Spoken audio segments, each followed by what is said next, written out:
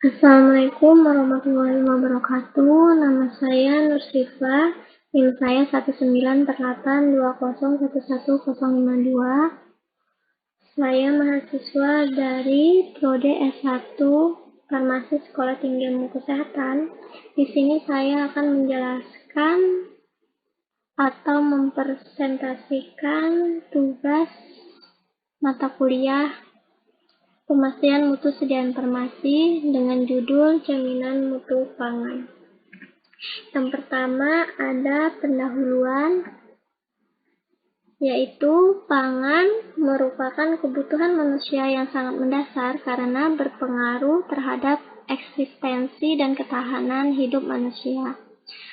Manusia membutuhkan energi dalam menjamin keberlangsungan proses kehidupannya yang diperoleh dari mengonsumsi makanan yang berasal dari bahan pangan dengan berbagai kandungan zat gizi di dalamnya. Melalui proses metabolisme dalam tubuh akan dihasilkan energi yang digunakan untuk beraktivitas. Selain itu, zat gizi bagi manusia juga menentukan tingkat kesehatannya. Bahan pangan pada umumnya tidak dikonsumsi dalam bentuk mentah, tetapi sebagian diolah menjadi berbagai jenis dan bentuk makanan sehingga mudah diterima secara sensoris oleh manusia. Pengolahan makanan bertujuan untuk memperpanjang masa simpan bahan pangan karena sebagian besar bahan pangan bersifat mudah rusak. Yang kedua, ada standar operasional prosedur sanitasi atau SSOP. Yang pertama, keamanan air. Air merupakan komponen yang sangat penting peranannya dalam industri pangan, di antaranya sebagai bagian dari komposisi untuk mencuci produk, untuk membuat es atau glazing, untuk mencuci peralatan, dan sarana lainnya untuk minum dan sebagainya. Keamanan pasokan air yang akan kontak dengan produk pangan dan yang kontak langsung dengan permukaan peralatan sangat mutlak dan penting untuk dijaga secara konsistensi dan efisien. Terutama air yang digunakan untuk produksi pangan atau es perlu dijaga agar tidak ada hubungan silang antara air bersih dan air tidak bersih. Pipa dari saluran air harus mengidentifikasi dengan jelas antara air bersih dan air tidak bersih. Yang kedua, kondisi dan kebersihan permukaan yang kontak dengan bahan pangan dan produk. Peralatan dan pakaian kerja yang digunakan oleh pekerja dalam menangani atau mengolah bahan pangan dapat menjadi sumber kontaminasi. Peralatan yang kontak langsung dengan bahan atau produk pangan harus mudah dibersihkan, tahan karat, tidak merusak, dan tidak bereaksi dengan bahan pangan.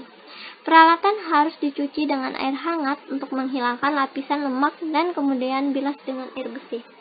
Setelah kering, lanjutkan dengan proses sterilisasi. Untuk proses sterilisasi, peralatan dapat digunakan air dengan kandungan klorin berkisar 1-150 ppm.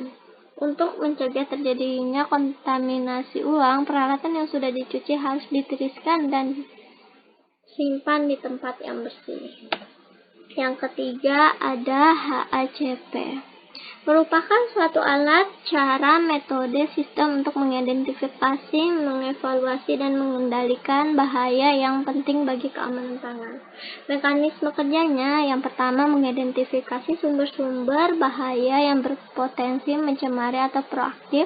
Yang kedua melakukan tindakan pencegahan bahaya atau preventif.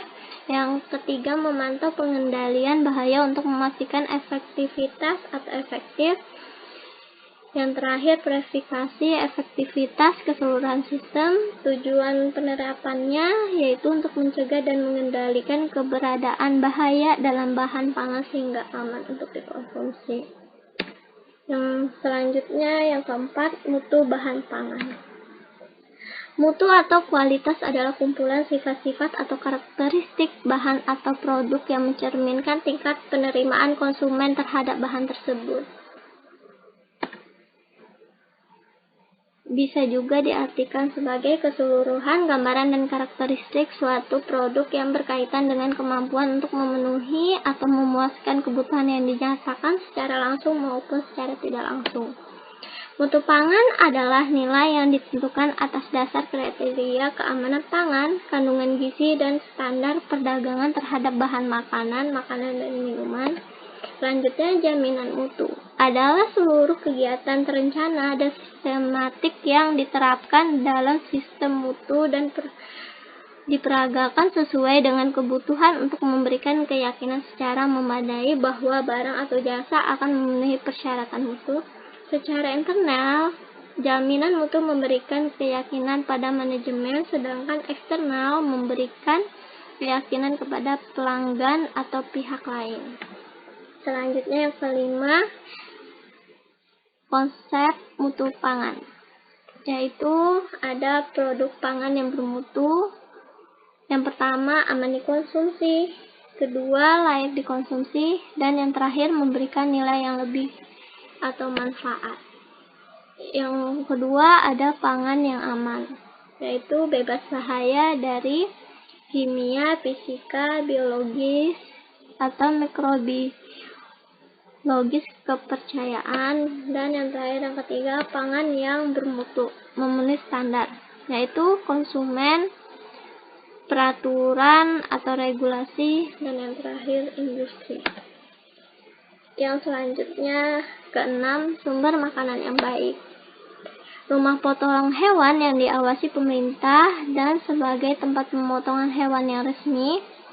Tempat potong lainnya yang diketahui dan diawasi oleh petugas kehewanan atau peternakan, tempat pelelangan ikan yang diawasi oleh stasi perikanan, pusat penjualan bahan makanan dengan sistem pengaturan suhu yang dikendalikan atau swalayan, tempat-tempat penjualan bahan makanan yang diawasi oleh Pemda dengan baik, industri pengolahan dan atau distributor bahan makanan yang telah berizin, perusahaan yang mengkhususkan diri di bidang penjualan bahan makanan mentah dan dikelola sesuai dengan persyaratan kesehatan serta diawasi oleh pemerintah. Lokasi tempat produk sayuran, buah atau ternak seperti daerah pertanian, peternakan, perkebunan atau kolam ikan. Selanjutnya, yang ketujuh, batas mutu.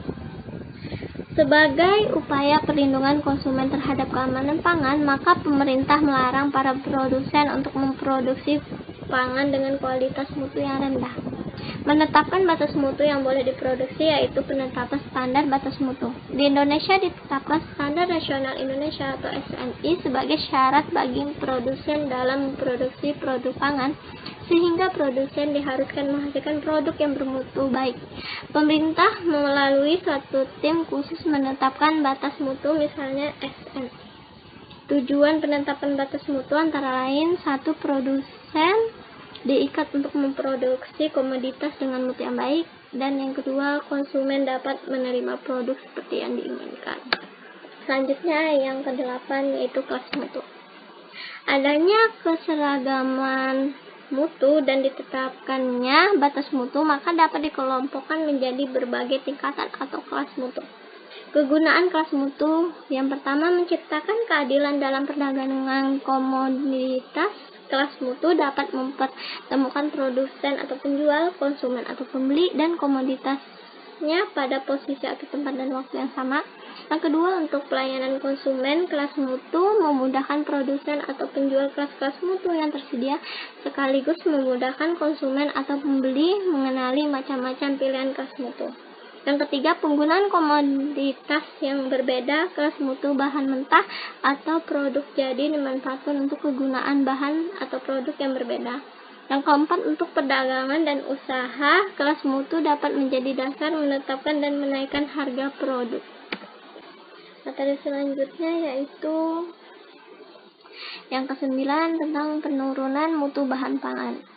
Yang pertama, memar. Bahan pangan yang memar akan mudah mengalami proses pembusukan. Rusaknya jaringan di bagian yang memar akan menyebabkan peningkatan aktivitas enzim proteolitik pada buahan dan sayuran. Bagian yang memar akan menjadi lunak dan berair. Pada ikan, bagian yang memar cenderung menjadi lunak dan kemerahan. Luka. Bahan pangan dapat mengalami luka yang diakibatkan tusukan atau sayatan oleh benda tajam. Penggunaan pengait pada saat akan mengangkat ikan hasil tangkapan dapat menyebabkan luka pada ikan apabila tidak segera ditangani dengan benar. Luka tersebut dapat menjadi jalan bagi mikroba pembusuk untuk memasuki bagian tubuh ikan dan merombak komponen di dalamnya. Yang ketiga, pemberian Perlakuan yang diberikan baik selama penanganan dan pengolahan dapat menyebabkan terjadinya kerusakan fisik bahan pangan. Perlakuan pemanasan yang diberikan dapat menyebabkan terjadinya dehidrasi, yaitu menguapnya cairan dari bahan pangan. Pemanasan juga dapat menyebabkan komponen protein mengalami denaturasi, yaitu berubahnya struktur fisik dan struktur 3 dimensi dari protein. Suhu pemanasan yang dapat menyebabkan denaturasi protein ada lebih besar dari 70 derajat Celcius. Yang terakhir, yang keempat adanya benda asing. Selanjutnya, materi terakhir yaitu yang 10, kerusakan mutu pangan. Kerusakan bahan pangan dapat disebabkan oleh bakteri, kamir, kapang, insekta, dan rodentia atau binatang pengerat. Yang kedua, senyawa organik yang sangat sensitif dalam bahan pangan dan keseimbangan biokimia dari senyawa. Yang ketiga, panas, dingin, cahaya, oksigen, kelembapan, kekeringan, enzim dalam bahan pangannya sendiri dari waktu. Sekian materi yang bisa saya sampaikan. Mohon maaf jika ada kesalahan dan kekurangan dalam memaparkan materinya. Wassalamualaikum warahmatullahi wabarakatuh. Sekian dan terima kasih.